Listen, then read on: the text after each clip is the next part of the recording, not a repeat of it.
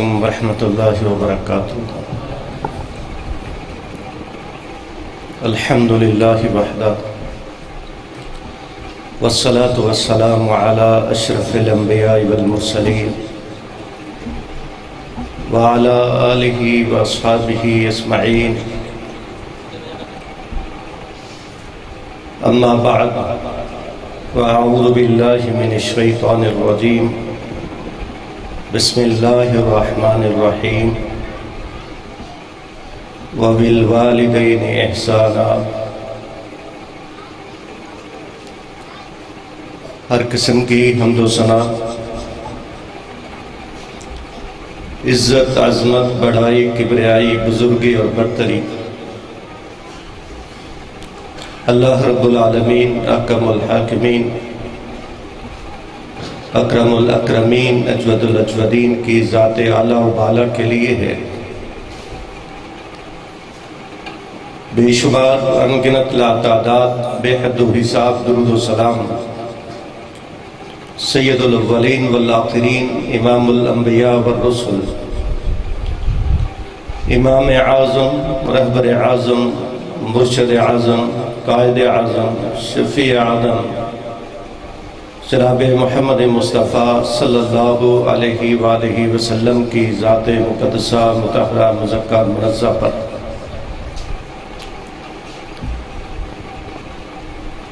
سب سے پہلے آج کی اس بزم کو سجانے والوں کے لیے دعا گو ہیں کہ اللہ پاک ان کی محنت کو قبول فرمائے، اور جو حضرات تشریف لائے ہیں ان سے گزارش کروں گا کہ جب میرے اور آپ کے پیر و مرشد جناب احمد مجتبیٰ محمد مصطفیٰ صلی اللہ علیہ وسلم کا تذکرہ آئے تو درود شریف پڑھیے کہ اس کو پڑھنے والا کل قیامت کے دن نبی صلی اللہ علیہ وسلم کی شفاعت حاصل کر سکے گا، اور جو آپ کا نام نامی سن کر درود نہیں پڑھتا، آپ صلی اللہ علیہ وسلم نے اس کو کنجوس کہا ہے۔ ہم سب نبی پاک صلی اللہ علیہ وسلم سے محبت کرنے والے، پیار کرنے والے، الفت رکھنے والے، اپنی جانوں سے زیادہ اللہ کے رسول صلی اللہ علیہ وسلم کو محبوب رکھنے والے آج جمع ہیں، تو اللہ کے نبی کی محبت کا تقاضا ہے کہ آپ کا نام سن کر آپ پر درود بھی پڑھا جائے، اور آپ کی ذات کے علاوہ آپ کی ہر بات کو مانا بھی جائے کہ آپ کی اطاعت سے ہی جنت حاصل ہوگی اور آپ کی محبت سے ہی جنت کے دروازے کھلیں گے۔ میں نے آپ کے سامنے وہ موضوع چھیڑا ہے جو آج آپ کے محبوب عوام آپ کے سامنے مفصل بیان کریں گے۔ بھائی کے کہنے کے اوپر تھوڑی سی گزارشات چند منٹ کے اندر آپ حضرات کے گوش گزار کرنا چاہتا ہوں، توجہ فرمائیے گا۔ سیدنا ابو ہریرہ رضی اللہ عنہ ارشاد فرماتے ہیں، ایک دن نبی پاک صلی اللہ علیہ وسلم تشریف فرما تھے کہ آپ نے فرمایا، رغم انفن، رغم انفن، رغم انفن، وہ شخص ذلیل ہو گیا، وہ شخص ذلیل ہو گیا، وہ شخص ذلیل ہو گیا۔ 3 مرتبہ نبی کریم صلی اللہ علیہ وسلم نے یہ الفاظ فرمائے۔ صحابہ نے پوچھا، اللہ کے محبوب، کون بد نصیب ہے جو ذلیل ہوا جس کے بارے میں آپ اتنی تاکید سے کہہ رہے ہیں؟ راغم انفن، وہ برباد ہو گیا، وہ ذلیل ہو گیا، اس کی ناک خاک آلود ہو جائے۔ کون؟ اللہ کے حبیب نبی مصطفیٰ صلی اللہ علیہ وسلم نے ارشاد فرمایا، جس کو بڑھاپے کے اندر اس کے والدین مل جائے، ماں مل جائے یا ماں باپ دونوں مل جائے، اور وہ ان کی خدمت کر کے جنت حاصل نہ کر سکے، وہ شخص ذلیل ہو گیا، وہ برباد ہو گیا۔ نبی مصطفیٰ صلی اللہ علیہ وسلم نے یہ بڑا آسان ایک نسخہ بیان فرمایا ہے کہ اگر کوئی شخص جس کو اس کے والدین میں سے ایک یا دونوں میسر آ جائیں، حاصل ہو جائیں، تو اس کے لیے جنت حاصل کرنے کا بڑا آسان نسخہ ہے، بڑا آسان راستہ ہے۔ وہ شخص خوش نصیب ہے جس کو بڑھاپے میں والدین ملے اور اس نے اپنے ماں باپ کی خدمت کی اور خدمت کر کے جنت کا وارث ہوا۔ ایک دن نبی صلی اللہ علیہ وسلم خطبہ ارشاد فرمانے لگے۔ آپ صلی اللہ علیہ وسلم نے منبر کی پہلی سیڑھی پہ قدم رکھا، آمین کہا، دوسری سیڑھی پہ قدم رکھا، آمین کہا، تیسری پہ پھر قدم رکھتے ہوئے آمین کہا۔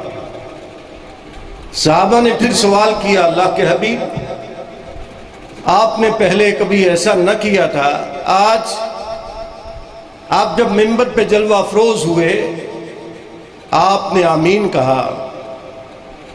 نبی صلی اللہ علیہ وسلم نے ارشاد فرمایا، فرشتے دعا کر رہے تھے اور میں ان کی دعا پر آمین کہہ رہا تھا کہ جس کی زندگی کے اندر بوڑھے ماں باپ ہوں اور وہ ان کی خدمت کر کے جنت حاصل نہ کر سکے، اس شخص پر اللہ کی لعنت ہو، اس پر اللہ کے رسول کی لعنت ہو، اس کے اوپر فرشتوں کی لعنت ہو۔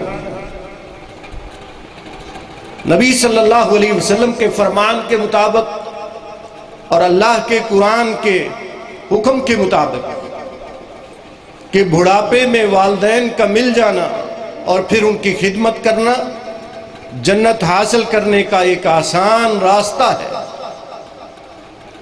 مگر بدقسمتی سے آج کی جو تعلیم ہے، آج جو تربیت ہمارے نوجوانوں کی ہے، آج جو ہمارا ماحول ہے، آج جو مسلمانوں کے گھروں کی صورتحال ہے، آج ہمارے نوجوان طالب علموں کی جو زندگی کے اطوار ہیں وہ کچھ اس انداز سے ہیں کہ ماں باپ بوڑھے ہوں یا جوان ہوں، آج اولاد ان کی بات سنتی نظر نہیں آتی، ان کی تابعداری کرتی نظر نہیں آتی، حقیقی محبت کرتی نظر نہیں آتی۔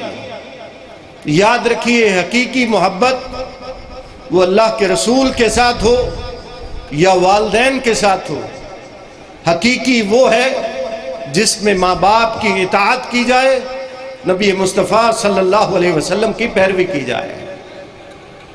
لیکن آج ہماری جدید تعلیم، آج ہمارے اسکولوں میں جو تعلیم مل رہی ہے، آج جو اداروں کے اندر تعلیم مل رہی ہے، اس سے بجائے ہماری اولادیں اور ہمارے نوجوان والدین کے فرما بردار بنے، آج ایسی ایسی باتیں سننے کو ملتی ہیں کہ دل پریشان ہو جاتا ہے کہ والدین اولاد کے ہاتھوں سے بہت زیادہ پریشان ہیں۔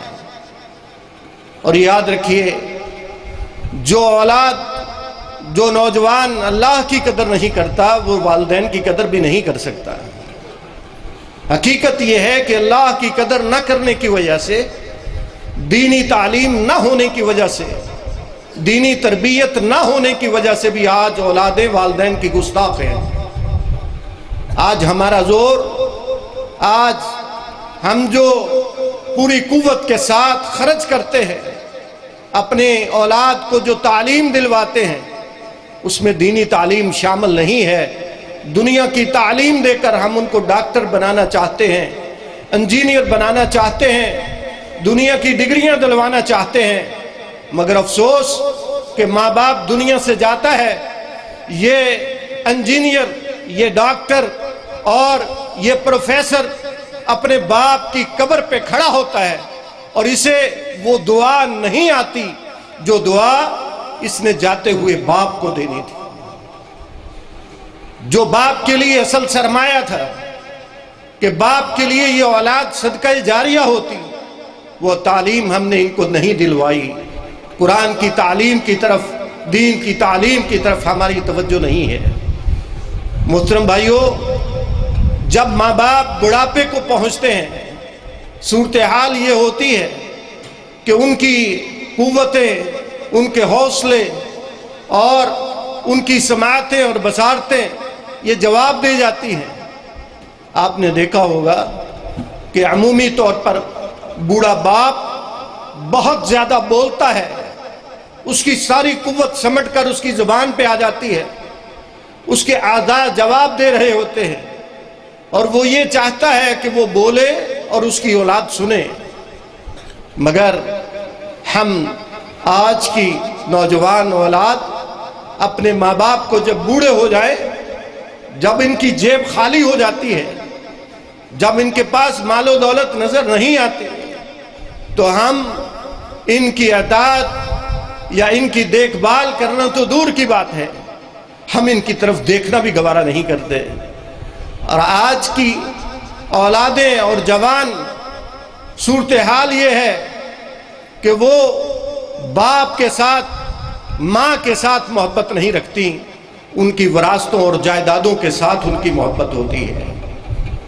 آپ کو اکثر گھروں کے اندر یہ باتیں، بلکہ میں نے دیکھا ہے بعض گھروں کے اندر باپ کی میت پڑی ہے، ماں کی میت پڑی ہے، اور جوان اولاد وہ اس بات پہ جھگڑ رہی ہے کہ یہ دکان میرے حصے کی ہے، یہ گھر میرے حصے کا ہے۔ آج اولادوں کی والدین کے ساتھ محبت نہیں رہی، مال و دولت کی محبت بن گئی ہے۔ اس میں ایک قصور ہمارا بھی ہے کہ ہم نے اپنی زندگی کی ساری کاوشوں کو مال و دولت اکٹھا کرنے میں لگایا ہے، اور ان کو اپنے لیے صدقہ جاریہ بنانے کے لیے ان کی تربیت نہیں کی، اور انہوں نے دیکھا کہ ہمارے ماں باپ نے جو دولت کمائی وہ کس انداز سے کمائی ہے۔ یہ اس دولت کا بھی اثر ہے اور اس تربیت کا بھی اثر ہے۔ تو محترم بھائیو، آج بڑے ہی خوفناک قسم کے واقعات سننے کو ملتے ہیں۔ رسول مقدس صلی اللہ علیہ وسلم نے ارشاد فرمایا، اپنے ماں باپ کی تابعداری کرو، اپنے ماں باپ کے ساتھ احسان کرو، جبکہ وہ بڑھاپے کو پہنچ جائیں، جب وہ بولنا چاہتے ہیں اور کوئی ان کو سننے کو تیار نہیں ہوتا، جب وہ کھانستے ہیں ہمیں برداشت نہیں ہوتے، جب وہ کوئی بات کرتے ہیں تو ہمیں بات اچھی نہیں لگتی، ہم کہتے ہیں یہ پرانے دور کی بات ہے، بابا جی نئے دور کی باتیں کریں۔ تو محترم بھائیو، یہ والدین وہ ہیں جب اس موسم میں پہنچ جائیں، بڑھاپے میں چلے جائیں، رسول اللہ صلی اللہ علیہ وسلم نے ہمیں قرآن سکھایا، فَلَا تَقُلْ لَهُمَا اُفٍّ وَلَا تَنْهَرْهُمَا۔ لوگو، جب یہ موسم تمہارے ماں باپ کے اوپر آ جائے، تم نے ان کو اف بھی نہیں کہنا ہے، اف کا لفظ بھی استعمال نہیں کرنا، ان کی خدمت کرتے ہوئے افسوس کا اظہار نہیں کرنا۔ یہ تمہاری جنت ہے، یہ ماں تمہاری جنت ہے، یہ باپ تمہارے لیے جنت ہے، ان کی خدمت کر کے جنت حاصل کرو۔ تو اللہ کے رسول صلی اللہ علیہ وسلم نے وہیں یہ بھی بتایا والدین کے لیے کہ یاد رکھیے تمہاری اطاعت دنیا کے کاموں میں ہے، دین کے کاموں میں جو بات اللہ اور اللہ کے رسول صلی اللہ علیہ وسلم کے فرمان کے مطابق ہوگی وہ بات مانی جائے گی، دوسری بات کی اطاعت کرنا اولاد پر فرض نہیں ہے۔ وَإِن جَاهَدَاكَ عَلَىٰ أَن تُشْرِكَ بِي مَا لَيْسَ لَكَ بِهِ عِلْمٌ فَلَا تُطِعْهُمَا۔ اگر ماں باپ تمہیں شرک پر لگانا چاہتے ہیں تو پھر ان کی فرما برداری نہیں کرنی۔ لا طاعت لمخلوق فی معصیت الخالق، جب اللہ کی نافرمانی ہو رہی ہو تو اس وقت والدین کی فرما برداری کرنا جائز نہیں ہے۔ اگر والدین کوئی ایسی بات کہیں جو قرآن و حدیث کو خلاف ہو، وہ قرآن و حدیث سے مطابقت نہ رکھتی ہو، اللہ کے رسول کے خلاف ہو، ان کے فرمان کے خلاف ہو، اس کو ماننا اولاد کے لیے جائز نہیں ہے۔ اللہ تعالیٰ نے جہاں والدین کے حقوق بیان فرمائے اور یہ بتایا کہ جب یہ بڑھاپے کو پہنچ جائیں یہ ماں باپ تمہارے لیے جنت ہیں، وہیں پر اولاد کے حقوق بھی بیان فرمائے ہیں۔ وَاتَّقُوا اللَّهَ وَاعْدِلُوا فِي أَوْلَادِكُمْ، لوگو اللہ سے ڈرو اور اولادوں میں انصاف کیا کرو۔ جیسے ماں باپ کے بارے میں اولاد سے پوچھ گچھ ہونی ہے، ایسے ہی ماں باپ سے اولاد کے بارے میں بھی پوچھ گچھ ہونی ہے۔ ہمارا المیہ یہ ہے کہ ہم اپنے حقوق کے بارے میں جانتے ہیں، چاہتے ہیں کہ ہمارے حق ادا کیے جائیں، مگر ہم دوسروں کو ان کے حق دینے کو تیار نہیں ہیں۔ آج خاوند بیوی سے حق مانگتا ہے مگر بیوی کو اس کا حق دینے کو تیار نہیں ہے۔ اگر خاوند کے بیوی کے اوپر حقوق ہیں تو بیوی کے خاوند کے اوپر حقوق ہیں۔ اسی طرح اللہ تعالیٰ نے دو طرفہ حقوق بیان فرمائے ہیں، ماں باپ کے حقوق بھی بیان فرمائے اور اولاد کے حقوق بھی بیان فرمائے۔ نبی صلی اللہ علیہ وسلم کے پاس ایک شخص آیا، آ کر کہنے لگا، اللہ کے حبیب میں اپنے ایک بیٹے کو غلام ہبہ کرنا چاہتا ہوں۔ نبی صلی اللہ علیہ وسلم نے فرمایا، اللہ کا اولاد ان کیا تمہاری کوئی اور بھی اولاد ہے؟ کہا اللہ کے رسول ہاں نعم میری اور بھی اولاد ہے۔ آپ صلی اللہ علیہ وسلم نے فرمایا، کیا تم نے اپنے اس بیٹے کے علاوہ دوسرے بیٹوں کو بھی غلام دیے ہیں؟ اس نے کہا اللہ کے رسول صلی اللہ علیہ وسلم میں نے نہیں دیے۔ آپ صلی اللہ علیہ وسلم نے فرمایا، پھر میں محمد صلی اللہ علیہ وسلم اس ظلم کے اوپر گواہ نہیں بن سکتا۔ یہ ظلم ہے۔ اولاد میں انصاف کرنا، اولاد کے اندر عدل کرنا، اولاد کو ان کے حقوق دینا۔ جس طرح ہم اولاد سے والدین حقوق چاہتے ہیں، ایسے ہی والدین بھی اولاد کے حقوق پورے کریں۔ یہ آج کے اس بزم اور پروگرام کے اندر یہ چند معروضات تھی جو آپ کے سامنے رکھنا چاہتا تھا۔ مفصل موضوع آپ کے سامنے خطیب آنے والے ہیں، وہ پیش کریں گے۔ میرے بھائیوں یاد رکھیے، کل قیامت کے دن جہاں ہم سے والدین کے بارے میں پوچھ گچھ ہوگی، وہاں ہم سے بحثیت والدین اولاد کے حقوق کے بارے میں بھی پوچھ گچھ ہوگی۔ اللہ تعالیٰ سے دعا ہے اللہ تعالیٰ ہمیں اپنے والدین کا ادب اور احترام کرنے کی توفیق نصیب فرمائے۔ جن کو اللہ تعالیٰ نے بوڑھے والدین دیے ہیں، ماں زندہ ہے، وہ اس کی خدمت کر کے جنت حاصل کرے۔ اس کو لوگوں کے پاس جا کر دعا کروانے کی ضرورت نہیں ہے۔ اس کے گھر کے اندر وہ ہستی موجود ہے، جب وہ ہاتھ اٹھاتی ہے تو اس کی اور اللہ کے عرش کے درمیان دعا کے اندر قبولیت میں کوئی رکاوٹ نہیں ہوتی۔ اس لیے ماں سے دعا کروایا کرو، اپنے باپ سے دعا کروایا کرو، اور جن کو اللہ تعالیٰ نے اولادیں دی ہیں ان اولادوں کو دنیا کی تعلیم بھی دلوائیے، لیکن ساتھ ساتھ قرآن کی تعلیم بھی دلوائیے۔ ان کو پتہ ہو جب میرے ماں باپ جائیں گے میں نے ان کے لیے کیا دعائیں کرنی ہیں۔ اللہ کی قسم آپ دنیا کی جتنی مرضی ڈگریاں دلوا لیں، اگر ان کے پاس دین کا علم نہیں ہوگا، وہ آپ کے جانے کے بعد قرآن نہیں پڑھیں گے، وہ نبی محمد صلی اللہ علیہ وسلم کا فرمان نہیں پڑھیں گے، تو یاد رکھیے آپ کی قبر کو ٹھنڈا نہیں ہونے دیا جائے گا، آپ کی قبر کو ٹھنڈا نہیں ہونا پائے گا۔ وہ قبر اسی وقت ٹھنڈی ہوگی جب پیچھے سے آپ کا بیٹا قرآن پڑھے گا، نمازیں پڑھے گا، اللہ کا ذکر کرے گا، رسول اللہ صلی اللہ علیہ وسلم سے محبت رکھے گا۔ اللہ سے دعا ہے اللہ تعالی ہمیں والدین کے ادب اور احترام کے ساتھ ان کی سچی تابعداری نصیب فرمائے۔ اللہ جن کے والدین زندہ ہیں ان کو خدمت کر کے جنت حاصل کرنے کی توفیق نصیب فرمائے۔ جن کو اولادیں دی ہیں اللہ ان اولادوں کو ان کے والدین کے لیے آنکھوں کی ٹھنڈک بنائے، ان اولادوں کو اللہ تعالیٰ نیک بنائے، صالح بنائے۔ جب ہم دنیا سے جائیں تو وہ ہمارے لیے صدقہ جاریہ ہوں۔ اللہ تعالیٰ ہمارا اٹھنا بیٹھنا یہاں پر آنا قبول و منظور فرمائے۔ وما علینا الا البلاغ۔